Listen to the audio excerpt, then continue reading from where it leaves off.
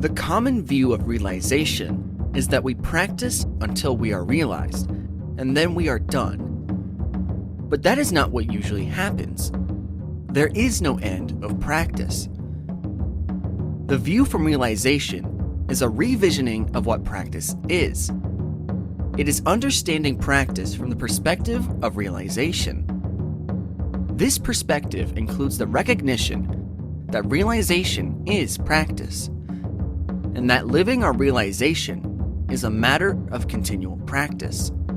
Therefore, practice, seen from the perspective of realization, begins to show its true meaning, its true secrets, which we don't fully comprehend for some time. There is a mysterious relationship between realization and the various activities and practices that we do. To truly understand the relationship of practice and realization, we need to understand it from the perspective of total reality. The continuity of practice doesn't depend on whether we are enlightened or not, whether we are realized or not, whether we are beginners or advanced. Practice needs to be continual. And deep recognition and appreciation is the relationship. The more we are realized, the more we will recognize life as practice. We are not able to have our practice be a continual practice until our motivation and interest for practice has become our own. Engaging practice so completely and so totally requires a particular maturation of the soul. The soul matures in this particular way when we develop an autonomous, independent, and true motive for engaging the inner work.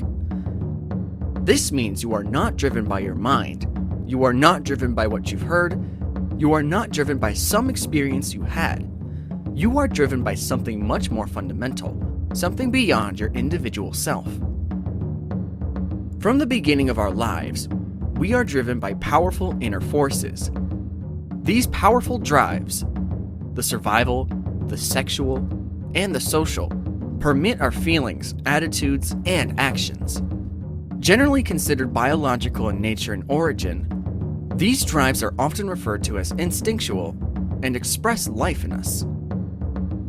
The particular maturation of the soul that fosters true practice involves the awakening of a fourth drive, the Enlightenment Drive. Although similar to the instinctual drives, with similar energies and intelligence, the Enlightenment Drive is not completely biological.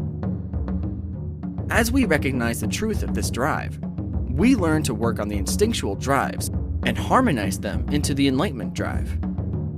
True nature, our inherent beingness, has its own dynamic force. As the soul matures, this dynamic force appears as the drive within us to go toward greater actualization of that nature, to bring that nature toward and display it for consciousness in full awareness.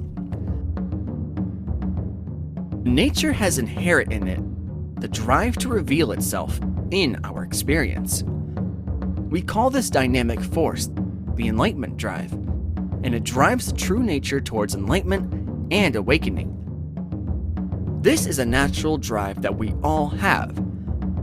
For many people, it hasn't awakened. When this drive toward freedom functions consciously, it appears as the recognition that what is at stake in our lives is the quality of our inner experience and the realization of our inherent beingness. When we recognize this truth, the Enlightenment Drive has awakened. The true motivation for practice is the direct expression of this drive. It is fundamentally important that the drive wakes up in the heart center. There it appears as love, compassion, and the irresistible passion for the truth of inner life. It is also the recognition of the need to wake up, to be real, to make a difference of service. Practice does not become continual practice until the Enlightenment Drive wakes up in the belly center. For that to happen, the soul will need to mature so that the Enlightenment Drive begins to express itself through the belly center that is called the Hara or the Kath center. This is the center of grounding in actual life.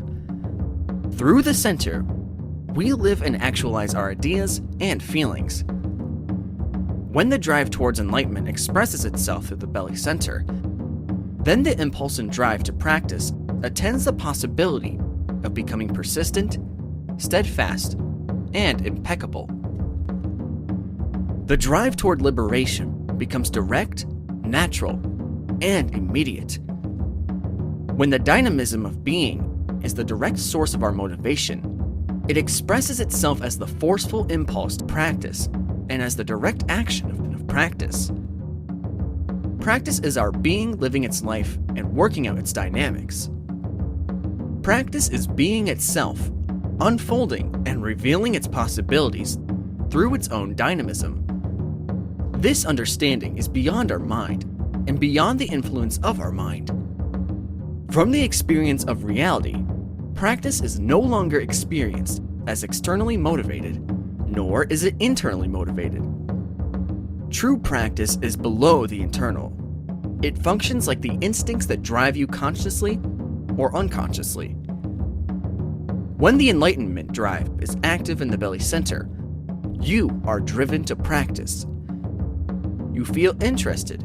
You love to do it. You are focused on it. The drive toward truth is like the drive to survive. Do you ever forget about surviving? It's not possible. The enlightenment drive is enlightenment expressing itself as a drive. It is true nature and its freedom expressing itself as the drive to make enlightenment manifest. It is true nature and its freedom arising within us as a particular maturation of our soul. Practice is the fact that things are happening and impacting you, and that you are interested in learning from that impact. The central manifestation of the enlightenment drive is not simply the feeling of the dynamic force or the feeling of drive itself. The drive manifests as the actual engagement with the path, the engagement with experience from the perspective of truth and reality. And not only that, but as the continual engagement, the uninterrupted practice. This continual practice is the actual expression of the enlightenment drive.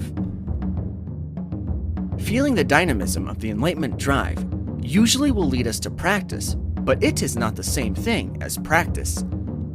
The practicing itself, the engagement itself, is the action of the enlightenment drive as it functions through the individual soul to actualize the possibilities of being. When practice is continual, we realize that all situations of life are occasions for practice. In a sense, experience is always a learning and growing dynamic. This is an expression of appreciating the beauty of reality.